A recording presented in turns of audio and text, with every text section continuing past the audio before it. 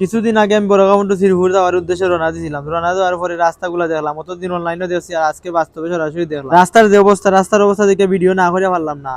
তো ভিডিওটা কোন উদ্দেশ্য করতে আপনারা সম্পূর্ণ দেখবা। বড়গাঁও ফোন থেকে শ্রীপুর বাজার যাওয়ার পথে চোখের সামনে ফুটে উঠলো বাস্তবতার রঙিন করুণ দৃশ্য। অনলাইনে দেখেছি আগে কত অভিযোগ, কত কথা, আজ নিজ চোখে দেখে বুঝলাম কোথায় লুকিয়ে আছে আসল ব্যথা। সরকার করে নতুন রাস্তা মানুষের সুখের তরে, কোটি কোটি টাকার ব্যয়ে স্বপ্ন বুনে গড়ে গড়ে সরকার কত কোটি কোটি টাকা ব্যয় করে রাস্তা দেয়, আর রাস্তায় আমরা অবহেলা করি, নিজের হাতে ক্ষতি করে আবার করি অভিযোগ, সরকারকে দেই গালি।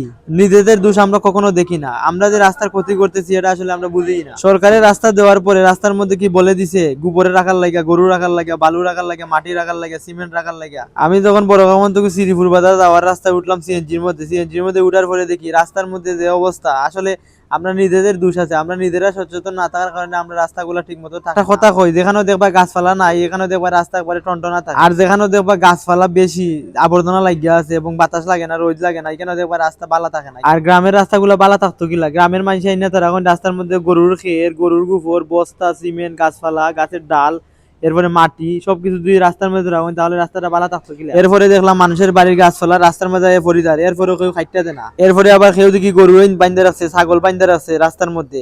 এটা আসলে কতটুকু যুক্তিসঙ্গত আপনারা হোক। আমরা হচ্ছে হাওড় এলাকার মানুষ, এমনিতে পানি বন্যা সবকিছু আমরা ধরে রাখে, তারপরে যদি আমরা রাস্তার মধ্যে খের গোবর টুবর আইনা রাখিলাই তাহলে কি তার রাস্তা ভালো থাকবে? রাস্তার মধ্যে যদি রোদের আলো পৌঁছায় না, শুকায় না, সেই খাদা ওর যত্ন অবহেলা হারায় রাস্তার বাধা। একদিন দেখি করতে হলো, আরেকদিন দেখি ভাঙ্গন, তারপরে শুরু হলো তুষারোপার অভিযোগের আয়োজন। এখন চিন্তা করো, আমরা নিজের হাতে রাস্তা নষ্ট করে আমরা সরকারের দোষ দিয়ে গালি দিই। আজকে যদি আমরা সচেতন থাকতাম তাহলে রাস্তাগুলা কিন্তু খুব ভালো থাকতো, পরিষ্কার থাকতো। রাস্তাঘাটের যে গাছপালাগুলো আছে এগুলো যদি নিজ দায়িত্বে খাইতে দিতাম তাহলে কিন্তু রাস্তাগুলো এত নষ্ট হইতো না। তবে আমি এটা মানলাম যে বড়গাঁও টু শ্রীপুর যাওয়ার রাস্তার মধ্যে মাঝখানে দুইটা ভাঙ্গা আছে, দুইটা ভাঙ্গা জরুরি কাজ করা দরকার। তবে বাকি যে রাস্তাগুলো দেখতে আইলাম এগুলো আসলে আমরা নিজের দোষে নষ্ট করা।